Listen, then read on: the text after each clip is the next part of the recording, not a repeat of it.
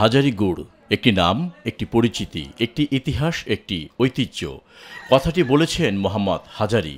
তিনি বলেন, আজ থেকে প্রায় ৩০০ বছর পূর্বে বর্তমান মানিকগঞ্জ জেলার হরিরামপুর উপজেলার বাল্লা ইউনিয়নের ঝিটকা শিকদারপাড়া গ্রামে জন্মেছিলেন মোহাম্মদ হাজারী নামে এক ব্যক্তি।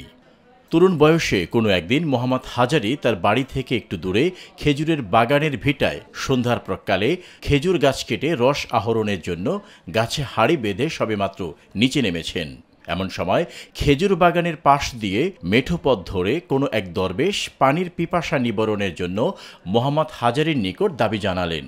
আশেপাশে কোনো পানি সংস্থান নেই মর্মে মোহাম্মদ হাজারী যখন দরবেশ সাহেবকে জানালেন, দরবেশ সাহেব তখন বললেন, তুমি তাহলে আমাকে খেজুরের রস খাওয়াও, তাতেই আমার তৃষ্ণা মিটবে। মোহাম্মদ হাজারী বিনয়ের সাথে বললেন, জনাব, এইমাত্র গাছে হাড়ি দিলাম, রস হবে কোথা থেকে? দরবেশের আবদার রক্ষায় তিনি গাছে উঠে হতবাক হয়ে দেখলেন বেশ ভালো পরিমাণ রস হাড়িতে জমে গিয়েছে। মোহাম্মদ হাজারী রস পেড়ে দরবেশ সাহেবকে পান করালেন।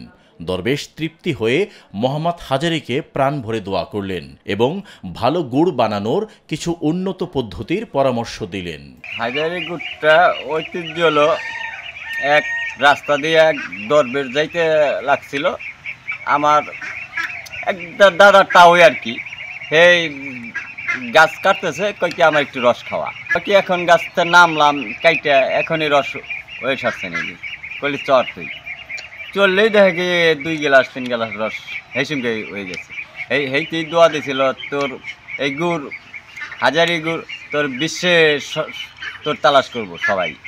বর্তমানে এর সুখ্যাতি এতই বিস্তার লাভ করল যে বিশেষ বিশেষ ক্ষেত্রের উপঢৌকন হিসেবেও এর ব্যবহার প্রচলিত হয়ে গেল। উপমহাদেশে ইংরেজ শাসনামলে ব্রিটেনের রানী এলিজাবেথের নিকটও এই হাজারী গুড় উপঢৌকন হিসাবে বিশেষত্ব পেয়েছে। নিরপেক্ষ, সত্য প্রকাশে আপোষহীন।